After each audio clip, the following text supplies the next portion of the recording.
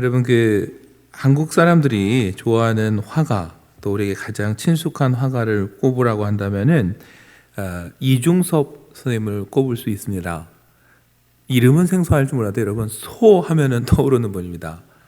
이중섭 화가는 소를 우리가 떠올리는데, 이분 작품과 생애에 있어서 의외로 깊은 인연이 있는 곳이 제주도입니다. 한국 전쟁이 일어났을 때 이중섭 선생님 가족이 네 식구가 부산으로 피난을 갔는데, 피난민들이 많이 몰리니까 거처할 곳도 부족했는데 더군다나 부인이 일본 사람이었어요. 그래서 마땅한 곳이 없어서 결국 옮겨간 곳이 제주도였습니다. 그 제주도에 1.4평의 방 하나에서 부인과 아들들 네 식구가 살았습니다. 그 얼마나 형편이 어려웠겠어요. 그러다가 그 일본인 부인은 그 생계를 위해 그 일본으로 잠시 건너갔는데, 그러다가 이중 선생님이 일찍 돌아가면서 그 부부는 다시 만나질 못했습니다. 그래서 안타까운 사연이 있는 곳이죠. 이중섭 선생님은 제주도 시절, 그때도 어느 때가 가장 행복하냐면은 가난하지만 네 식구들이 함께 머물던 그 시절을 늘 그리워했습니다. 그래서 제주도에 대한 그림을 몇 장 그렸는데, 거기에 보면은 가족들이 함께하던 어떤 추억을 그리는 경우가 많았습니다. 그래서 지금도 그 제주도 서귀포시에 가면은 이중섭 미술관이 거기에 있습니다. 얼마 전에 거기에 전시된 작품 중 하나를 보게 됐는데, 여러분, 쓸모없어 보이던 그 나무 패널, 누구도 거기에 그림을 그릴 수 있다라는 생각을 하지 못했는데, 이중섭 선생님은 형편이 어려워서 그릴 곳이 없어서 거기다 그림을 그렸더니 그게 지금 시간이 흘러서 어때요? 아주 유명한 작품이 되어서 전시관에 걸리고 많은 사람들이 이렇게 바라보는 그림이 됐다라는 것이죠. 그래서 그 그림에 대해 얽힌 이야기를 제가 들으면서 어떤 생각이 들었냐면은, 보잘것없는 사람일지라도 하나님 손에 붙잡히면은 좀 우리가 상상하지 못한 작품이 거기에서도 나올 수 있겠구나.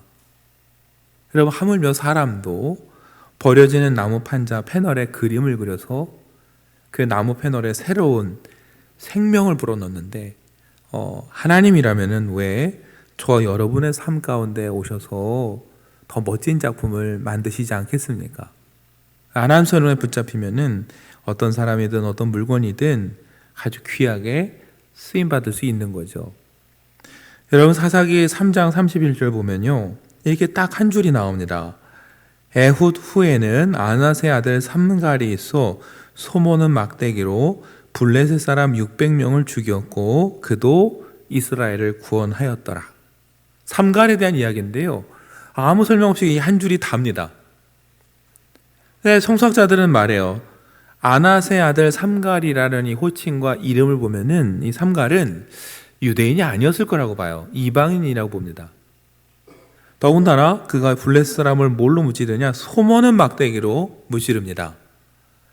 소모는 막대기라는 건 소를 몰 때도 사용하지만 농사 지을 때 허드렛 일에 아주 그냥 막 쓰임 받던 막대기예요. 그러니까 삼갈이라는 사람은요, 이방인이고 농사를 짓고 평범하게 살던 사람이었어요. 그의 손에 있는 거라고는 아주 평범한 도구, 막대기 하나였습니다. 그런데 하나님께서 그를 택하시자 그가 블레셋 사람 600명을 무찌르고 이스라엘의 구원과 평화를 주는 위대한 사사가 됩니다.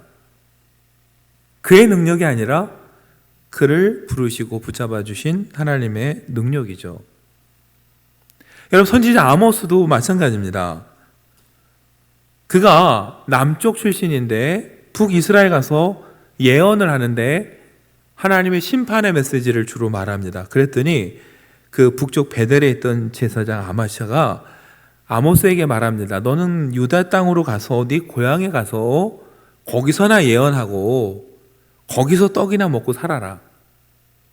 여러분, 이 아마샤는요, 자기처럼 아모스가 뭔가 선지자 학교에서 배워서 이걸 업으로 삼는 사람으로 본 거예요. 남의 땅 가서 그러지 말고 너희 고향 가서 예언하고 그걸로 좀 먹고 살아라. 그때 여러분 아모스가 이렇게 답을 합니다. 7장 14절과 15절 보면요. 아모스가 아마샤에게 대답하여 이르되 나는 선지자가 아니며 선지자의 아들도 아니라. 원래 선지자였던 것도 아니고 선지자의 아들이 아니라는 건 당신처럼 어디 선지자 학교 들어가서 배운 사람도 아니라는 거예요. 그럼 뭐 하던 사람이냐? 나는 목자요 뽕나무를 재배하는 자로서 양떼를 따를 때에 여호와께서 나를 데려다가 여호와께서 내게 이르시기를 가서 내 백성 이스라엘에게 예언하라 하셨다. 나는 원래 양치는 목자고 농사지는 사람인데 어느 날 양치는데 하나님께서 나를 부르셔서 가서 예언하라고 해서 왔지 난 원래 선지자도 아니다라는 이야기예요. 여러분 그러니까 하나님은 평범하게 양치고 농사짓던 아모스를 불러다가 선지자로 세워서 보냈어요. 여러분 이걸 봐도 어떻습니까? 삼갈이든 아모스든 삼갈의 손에 있던 막대기든 지극히 평범한 사람과 지극히 평범한 도구도 하나님 손에 붙잡혀서 사용되면은 하나님 놀라운 기적을 만들어낼 수도 있다라는 거죠. 예수님 손에 여러분 어린아이가 보리떡 5개와 물고기 2마리를 드렸을 때 그 작은 걸 가지고 예수님 어떻게 합니까? 5,000명을 먹이시는 기적을 보여주신 것처럼 여러분과 저의 삶도 하나님 손에 붙잡힐 때 여러분 우리 힘으로 할 수 없는 일들을 할 수 있고 우리가 생각하지 못하는 놀라운 일들을 이룰 수 있게 되는 겁니다. 여러분 오늘 본문에도 그런 모습이 나와요. 12절에 보면 여러분 바울의 몸에서 손수건이나 앞치마를 가져다가 병자에게 대면 병이 낫기도 하고 또 귀신이 나가기도 했다. 이런 기록이 나옵니다. 손수건, 앞치마 별거 아닙니다. 일하다 땀 닦는 게 손수건이고요. 일할 때 옷이나 몸을 보호하기 위해서 앞에 걸치는 게 앞치마예요. 여러분 많은 성서학자들은 그래서 이게 바울이 천막 짓는 일을 했는데 천막 지을 때 앞에 가리던 천이나 가죽으로 만든 앞치마였을 거라고 생각을 하고요. 일하다 땀 흘리면 닦는 손수건이라고 생각을 합니다. 그게 뭐든지 간에 여러분 대단한 물건 아니에요. 아주 흔하디 흔하고 별거 아닌 물건이에요. 바울에게 그게 하나만 있었을까요? 여러 개 있었을 거예요. 그런데 그걸 가져다가 대면 병자가 낫기도 하고 귀신이 나가기도 했더라. 이걸 기록하고 있는 거예요.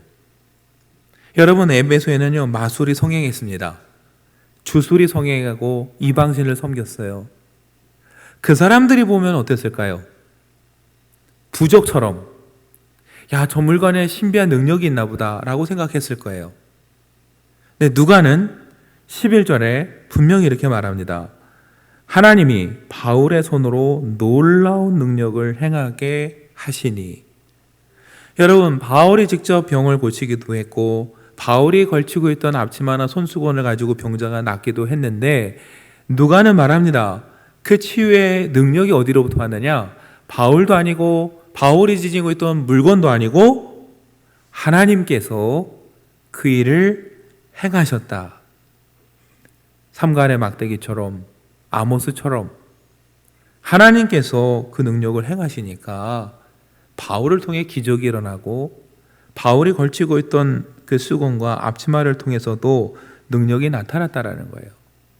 중요한 건 누가 하고 싶은 얘기는 하나입니다. 하나님의 능력으로 이러한 일이 일어났다. 여러분 에베소 사람들에게 그리고 오늘 우리에게 이걸 일깨워주고 싶은 거예요. 이 기적 어디서 왔느냐? 하나님이 행하신 것이다. 그런데 여러분 그걸 깨닫지 못한 사람들이요 그걸 보고 흉내를 내고 싶었어요. 그래서 13절에 보면은 이에 돌아다니며 마술하는 어떤 유대인들이 시험 삼아 악귀 들린 자에게 주 예수의 이름을 불러 말하되 내가 바울이 전파하는 예수를 의지하여 너희에게 명하노라. 그럼 뭘 명했겠습니까? 나가라고, 떠나라고 명령했겠죠. 근데 여러분, 그 결과는 참담했어요. 나가는 것이 아니라 오히려 그들을 조롱하고 공격했습니다.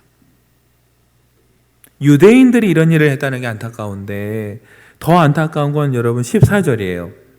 유대의 한 제사장 스게와의 7 아들도 이 일을 행하더니, 이런 일을 행하던 유대인들 틈에 제사장의 7 아들이 있었습니다. 여러분, 명색이 제사장의 가문이고 제사장의 아들들인데, 여러분, 그들은 이 능력이 어디서 오는지 제대로 깨닫지 못했어요. 그래서 어떻게 해요? 예수의 이름을 주문처럼 여기고 생각했어요. 예수를 믿는 것도 아니고 예수님의 능력이 고칠 수 있다는 확신도 없었어요. 그냥 바울이 그렇게 하니까 따라 해봤어요. 그래서 아까 13절에 뭐라고 했습니까? 시험 삼아. 여러분, 바울은 예수 그리스도를 믿고 예수님의 능력을 인정하고 의지해서 주님이 하셨던 것처럼 주님 안에서 우리도 할 수 있다는 믿음으로 했지만, 유대인들 제사장의 아들 스게와의 7 아들은 어때요? 믿음도 없고 예수님의 능력을 고칠 수 있다는 확신도 없고 그냥 바울이 하니까 어떻게 해요? 주문처럼 한번 외워봤어요. 시험 삼아. 여러분, 이게 참 슬픈 일이에요. 그랬더니 어떻게 됩니까? 15절에 악귀가 대답하여 이르되 내가 예수도 알고 바울도 알거니와 너희는 누구냐? 여러분, 예수님이 어떤 분인지 악귀도 압니다. 바울이 누군지도 알아요. 바울이 그 예수 그리스도의 능력을 의지해서 놀라운 일을 행하는 것도 악귀가 압니다. 그런데 물어요. 너희는 도대체 누구냐? 여러분, 이 질문 우리가 곱씹어 봐야 돼요. 여러분, 하나님 앞에서, 세상 사람들 앞에서 저와 여러분은 어떤 사람입니까? 예수 그리스도를 정말 믿고 예수님의 능력이라면, 하나님이 원하신다면 우리를 통해서도 놀라운 일을 이루실 수 있다라는 걸 여러분 믿으십니까? 여러분, 그것을 믿는 사람들이 그리스도인이에요. 그 이름에 합당한 사람인지, 그 이름에 합당한 믿음이 오늘 우리에게 있는지를 물어야 됩니다. 제사장의 7 아들은 어때요? 제사장의 가문인데 그 이름에 합당한 믿음도 없고 깨달음도 없어요. 그래서 그냥 시험 삼아 믿지도 않으면서 주문처럼 그냥 읊조렸어요. 그랬더니 어떤 일이 벌어집니까? 오늘 악귀가 너희는 도대체 누구냐? 묻고 공격하더니요. 그 다음에는요, 진짜 물리력으로 그들을 공격합니다. 16절에 보니까 악귀 들린 사람이 그들에게 뛰어올라 눌러 이기니 그들이 상하여 어떻게 해요? 벗은 몸으로 도망갔다 그랬어요. 악귀가 덮치니까요, 이들이 부상을 입고 두려워서 벗은 채로, 옷이 찢겨진 채로 그냥 도망가 버렸습니다. 얼마나 부끄러운 모습입니까? 여러분, 누군가는 예수의 이름으로 능력을 행하는데 누군가는 예수의 이름으로 나갔다 오히려 도망가는 일. 그렇다면 여러분, 예수님의 능력에 문제가 있는 게 아니라 그 이름을 가서 선포하는 그 사람의 문제인 거예요. 바울처럼 예수님을 믿고 예수님의 능력을 신뢰하는 가운데 나가느냐, 믿지도 않고 알지도 못하고 그냥 주문처럼 읊조리며 나가느냐. 여러분, 겉으로 보기엔 비슷한 것 같지만 결과는 너무나 다른 거예요. 우리 삶에 능력이 있는지, 능력이 없다면 우리는 어떤 모습으로 살아가고 있는지 여러분, 우리가 되돌아볼 필요가 있습니다. 이왕이면은 그리스도인이라는 그 이름에 합당한 믿음과 확신이 우리 속에 있어서 오늘 저와 여러분의 삶 가운데도 하나님의 놀라운 능력이 나타나는 그런 믿음의 삶이 되면 좋겠습니다. 여러분, 하나님께서 바울을 통해 놀라운 기적을 에베소에 일으키셨어요. 왜 그런 기적을 베푸셨을까? 여러분, 그 뒤에 말씀을 보면은 이유를 알게 됩니다. 17절과 18절 보시면 에베소에 사는 유대인과 헬라인들이 다 이 일을 알고 두려워하며 주 예수의 이름을 높이고 믿은 사람들이 많이 와서 자복하여 행한 일을 알렸다라고 성경은 기록합니다. 여러분, 이 일이 뭡니까? 유대인과 스게와의 7 아들이 왔다가 귀신이 덮쳐서 도망간 일이고요. 그보다는 더 앞서서 바울이 병자를 고치고 귀신을 내어 쫓은 일이에요. 정말 예수라는 이름의 능력이 있고 바울이 전하는 복음에 능력이 있구나 라는 걸 깨달은 거예요.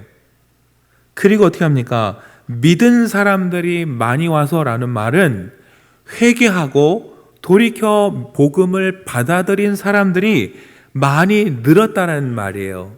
그렇게 해서 믿게 된 사람들이 와서 뭘 했습니까? 자복했다. 행한 일을 알렸다.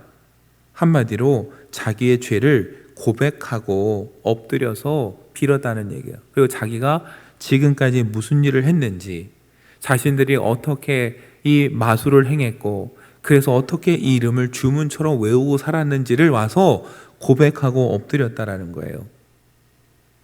여러분, 에베소는 그렇게 마술이 일상적이었어요. 우상 숭배가 곳곳에 있었어요. 이들은 처음에 그냥 예수라는 이름도 그런 주문 중에 하나고 신 중에 하나고 그냥 그런 거보다 생각을 했어요. 근데 여러분, 이 놀라운 사건을 통해서 깨달았어요. 예수님은 자기들이 생각하는 그런 수준의 분이 아님을, 하나님은 더 큰 능력을 가지신 분임을, 유일하신 하나님임을 깨달았어요. 여러분, 하나님께서 에베소 땅에 바울을 통해 이런 기적을 보여주신 이유는 하나입니다. 바로 에베소에 있는 유대인과 헬라인들이 깨닫고 하나님 앞에 돌아오도록 만들기 위해서 곳곳에 정말 마술과 주술에 행행하던 이 사람들, 여러분, 말로 그들을 변화시킨다라는 건 어려웠어요. 그러니까 하나님은 복음을 전하는 바울을 통해 놀라운 기적을 행하시면서 그 사람들에게 뭐예요? 압도하는 능력과 힘을 보여주시는 거예요. 하나님 앞에 그들이 나올 수 있도록 만들어주신 거예요. 여러분, 그렇다면 저와 여러분 삶 가운데 하나님께서 놀라운 기적과 은혜를 베풀어 주신다면은 그 이유는 하나입니다. 저와 여러분 주변에 있는 사람들이 그것을 보고 하나님을 알고 찬양하기 위해서, 그들이 하나님 앞으로 나오도록 하기 위해서 저와 여러분에게 놀라운 기적과 응답을 주시는 거지, 저와 여러분 한 사람이 그 명예를 누리고 여러분 그러면 자족하며 살라고 주신 건 아니라는 거예요. 그래서 여러분, 하나님은 오늘도 한 영혼을 인도하시기 위해서 필요하다면 저와 여러분 삶 가운데도 기적을 행하실 수 있고요, 놀라운 은혜를 베푸실 수 있습니다. 저와 여러분이 그걸 믿어야 되고요, 그걸 믿을 때 복음을 전할 수 있고, 복음을 전할 때 그 믿음 가운데 놀라운 응답과 역사가 나타나게 되는 거예요. 그래서 아까 제가 여쭤본 거예요. 그리스도인이라는 이름에 합당한 믿음이 있고, 필요하다면 예수님께서 오늘도 우리 삶 가운데 개입하셔서 기적을 행하실 수 있다는 믿음이 있는지, 여러분 그 믿음이 있어야 우리는 비로소 그 이름에 어울리는 그리스도인이다 부를 수 있는 겁니다. 여러분, 이 놀라운 일을 통해 에베소의 변화가 나타나기 시작했어요. 사람들이 자복하고 하나님을 알기 시작했습니다. 그들이 말로만 변한 게 아니라 삶이 변했어요. 19절과 20절 보면은 마술을 행하던 많은 사람이 그 책을 모아 가지고 와서 모든 사람 앞에서 불사르니 그 책값을 계산한 즉 은 5만이나 되더라. 이와 같이 주의 말씀이 힘이 있어 흥왕하여 세력을 얻으니라. 이렇게 20절이 끝납니다. 여러분, 은 5만이면 137명이 1년 동안 일할 때 주는 임금이라고 하니까 어마어마한 금액이에요. 반대로 여러분, 그 많은 마술에 관련된 책들이 나오려면은 에베소 사람들 집 곳곳에 있어야 돼요. 정말 하나님의 놀라운 기적 아니었으면요, 그들이 변할 수 없는 상황이라 하나님께서 기적을 보여주신 거고, 그걸 경험한 이들은요, 자신이 그동안 붙잡고 있던 이 책들을 다 태움으로 과거와 단절하고 하나님을 따르겠다라는 결단을 보여줬어요. 여러분, 이 모습을 보면서 우리가 마지막으로 우리 스스로에게 물어야 될 건 다른 게 아닙니다. 우리는 정말 주님을 신뢰하고 의지하고 있는지. 그래서 과거에 내가 붙잡고 있던 것들, 세상에서 내가 의지하고 매달리고 있던 것들, 정말 하나님의 능력을 체험하고 믿기 때문에 그 모든 것들 이제 다 필요 없다라고 내가 버리고 하나님 앞에 다 태워버렸는지, 아니면 아직도 우리 집 한 구석 서랍 안에 고이 간직하고 있다가 뭔가 아쉽고 힘들 때면 또 그 서랍을 열어보면서 옛날에 의지하던 거, 예전에 찾던 거 어느 순간 또 꺼내서 그걸 통해 뭘 해보려고 하고 있지는 않은지. 여러분, 그런 마음으로는 우리 삶 속에서 하나님의 능력을 경험할 수 없습니다. 모든 것을 버리고 전적으로 주님께 의지할 때 그곳에 주님의 능력과 기적을 경험하는 것이고 복음의 능력을 경험하는 거죠. 그들이 모든 걸 태울 때, 그래서 아까 20절에 뭐라고 합니까? 주의 말씀이 힘이 있어 흥왕하여 세력을 얻으니라. 주의 말씀이 뭡니까? 복음이에요. 바울이 선포한 복음. 그 복음이 바로 힘을 얻게 되고 흥왕했습니다. 많은 사람들이 믿게 됐어요. 교회가 세워졌습니다. 세력을 얻었습니다. 그래서 복음을 선포할 때마다 거기 놀라운 기적들이 일어났습니다. 여러분, 이 일이 꼭 에베소에만 있겠습니까? 오늘도 필요하다면 하나님은 우리 삶 속에 이런 일을 행하실 수 있어요. 저와 여러분이 전도의 계절에 그런 믿음으로 나갔으면 좋겠습니다. 이게 되겠어? 이 사람들이 되겠어? 여러분, 이런 마음이 아니라 우리 힘으로는 당연히 안 되겠지만 에베소에서 역사하신 하나님께서 정말 필요하다면, 누군가 한 영혼을 구원하시기 위해서 필요하다면 저와 여러분을 통해서 기적을 일으키실 수도 있고 놀라운 일을 오늘도 일으킬 수 있다는 그 믿음, 여러분과 그리스도인이라는 이름에 합당한 그 믿음을 제가 가지고 나갈 때 그 복음을 통해 힘을 얻고 흥왕하고 많은 사람들이 변화되는 역사가 오늘도 일어날 줄 믿습니다. 저 여러분이 그 믿음 가지고 우리가 작정했던 그 한 사람 한 사람 태신자들 위해서 기도하고, 정말 주님 그들의 삶 가운데, 그리고 우리 삶 가운데 주님 놀라운 능력을 보여주셔서 에베소 사람들이 하나님 앞에 나와 자복한 것처럼 구원하시기로 작정한 그 사람들이 주님 앞에 나오는 이 은혜의 계절이 되게 해달라고 여러분 한 마음으로 기도하는 저와 여러분 되기를 간절히 소망하고 또 축복합니다.